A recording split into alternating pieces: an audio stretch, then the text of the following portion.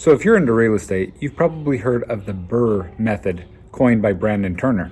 Basically where you buy a property under market value, you then rehab the property and bring it up to market value. And while so doing, you were able to do it at a discounted rate to where you've created equity. And so that's really what we're going to be talking about today. We're going to be talking about the BRRRR model, and we're going to be talking about what I have now kind of created, which is the BRRRLO model, which is the BRRRR model, but then you add to it the lease option. And so I asked Brandon Turner to go ahead and give me a great overview of what the BRRRR method is. So please, Brandon, take it away. So BRRRR stands for buy, rehab, rent, refinance, and repeat. It's basically... Okay, to be honest, I didn't ask him to go do this. This is actually a video that I found on YouTube, and I just copied a portion of it so that he can explain in his words the term that he came up with, the BRRRR method. The strategy where you find a nasty property and then you buy it using short-term funds, fix it up pretty nice, put a great tenant in there, paying top dollar, refinance it to get a nice long-term mortgage, and then repeat the process over and over. Now, if you're confused, don't be. I'm gonna give you a real-life scenario right now on a recent BRRRR deal that I did. Now, this is the Cedar House. So I bought it for $70,000 and I used a private money lender, somebody I met on BiggerPockets while networking, to fund the deal and to fund most of the rehab.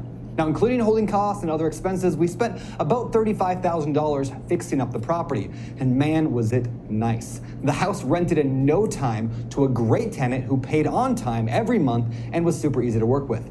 Then we went to work refinancing. Now, typically a bank is gonna want you to wait at least 6 months after getting a purchase before they'll give you their loan. And sometimes they want an entire year. Just be sure on that when you calculate your numbers, when you're doing a BRRRR analysis.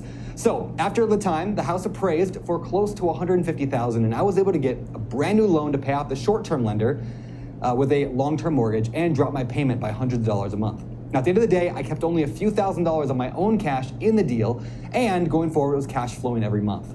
Now, besides that story, why is BRRRR so cool? Well, like I said, it's kind of a hybrid between flipping and renting. It takes the benefits of both and reduces the risks of both. So I can build instant equity in my property, which adds to my net worth, but I can wait until the market is where I want it to be, at the peak, to sell. I can also get monthly cash flow from a great tenant because great houses attract great tenants. Furthermore, my repairs and CapEx are reduced because the house is rehabbed already.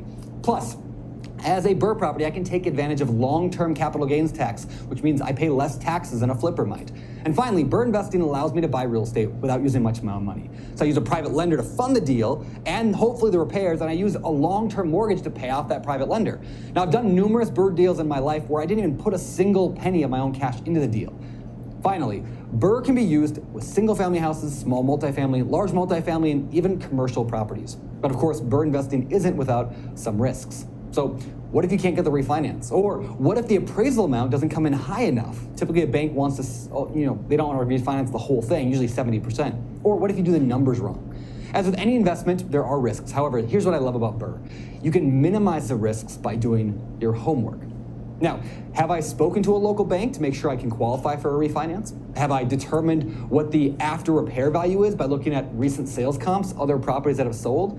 And have I run the numbers properly to ensure that I'm gonna have enough equity to get the loan and that all the numbers are gonna work out right? Now, in doing your homework, you can minimize your chances of something going wrong with the refinance. And furthermore, I love the fact that if I couldn't get the refinance, I could just sell the house and likely still make a profit. Thanks, Brandon. I appreciate it. So now that you know what the BRRRR method is, what is the BRRRLO model when it comes to real estate investing? So it follows most of the same steps. You buy the property, you rehab the property, you rent out the property, you refinance the property, and you repeat. But the difference is, rather than just renting out the property, you don't just rent it out to any regular average renter. Instead, you do what's called the lease option. And so you bring into the property somebody who wants to buy the property, not just somebody who wants to rent the property. So let me give you an example. You see this property right here. This property I purchased with my daughter for about $70,000 about 5 months ago. And I knew that I was gonna be putting in about $20,000 to $30,000 to fix it up. I wish I had only put in that much. In fact, I had to put in $50,000 to fix up the property.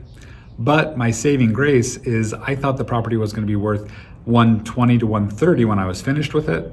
the appraisal came in at 150. So because I'm in a rising market, that tends to cover a multitude of sins, such as getting your numbers wrong. Anyway, with this property, what happened is we bought it for $70,000.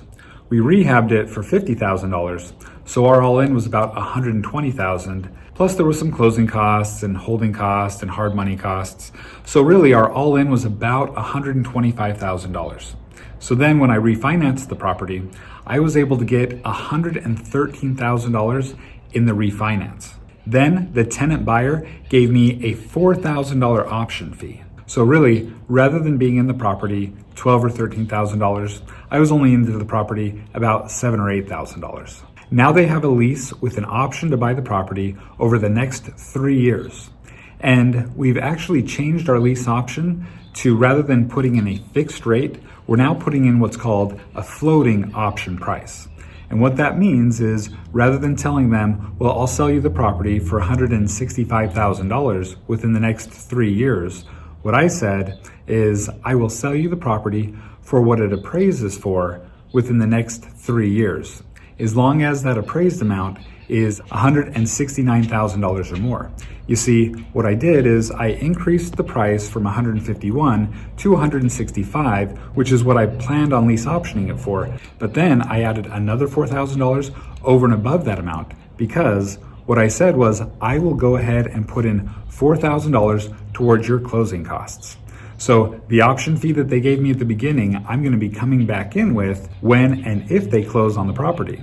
So what I've done by putting a floor to the option price is I've limited my downside. You see, if the property were to lose value, and let's say it's only worth $150,000 in a few years, then they can still buy it for me for $169,000. Now they may decide, you know what, I don't want to buy it for that much, and then they move on.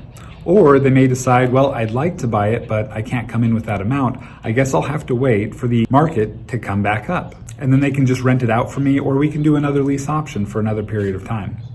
But by putting an option floor price down, but not an option ceiling price, what that does is it makes it so that if the prices continue to increase as they have been increasing, now I don't miss out on all of the upside, because we can go ahead and get the property appraised when they're ready to buy it, and then they can buy it from me for that price. And I'll go ahead and pay up to the option fee in their closing costs.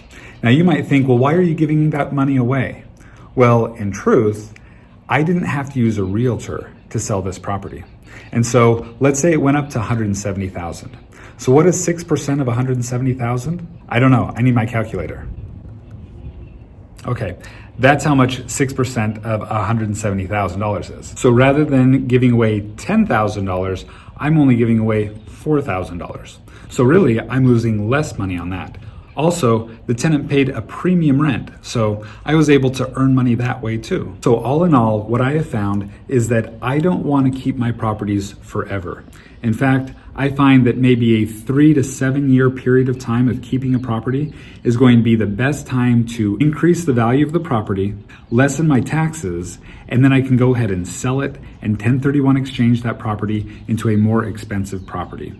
And I actually have a video on doing a 1031 exchange that I will include in the show notes below. So I found that doing the BRRRLO model makes me more money than doing a straight BRRRR does. Because when I do the BRRRLO model, I don't have to pay for the repairs. I don't have to pay for turnover or vacancy. When you're doing the BRRRR method, you do have to pay for those things. So it increases my cash flow from the beginning, and then I get to go ahead and sell that property without using any realtors, and then I can 1031 exchange that profit into another property. So rather than me just telling you about the numbers, let me show you the numbers. All right, so here we have the BRRRR method numbers. So as you see over here, you have the purchase price for $70,000. Then you have the rehab of $50,000 right here.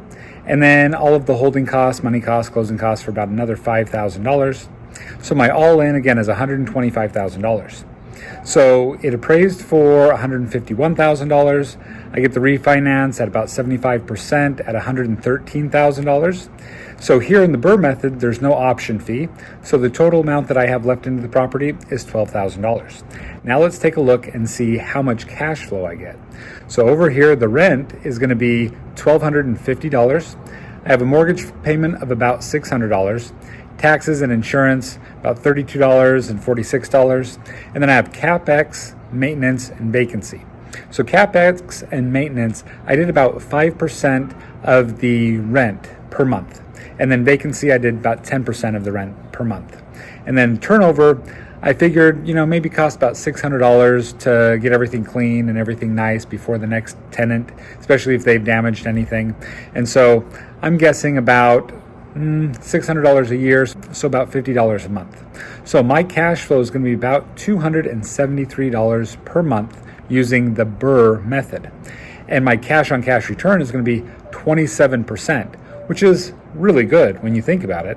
So the equity I've been able to create using the BRRRR method is $26,000. That's pretty good.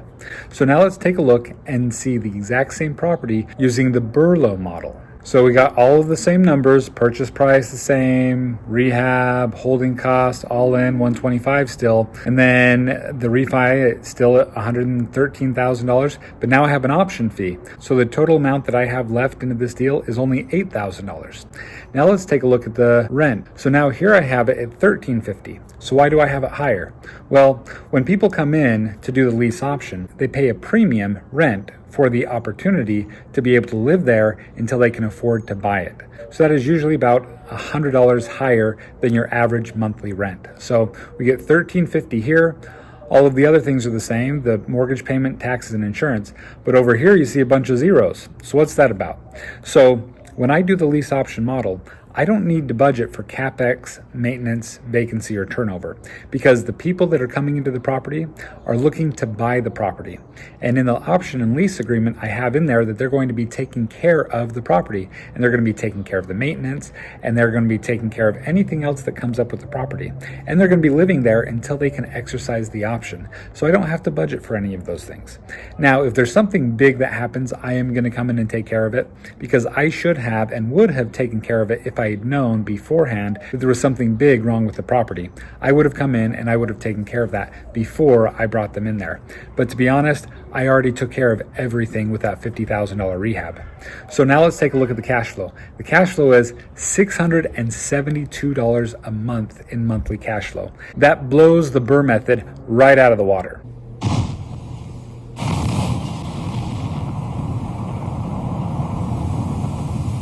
So my cash on cash return is 100% because again, my all into the property is less because I got that option fee and I'm getting so much more in monthly cash flow.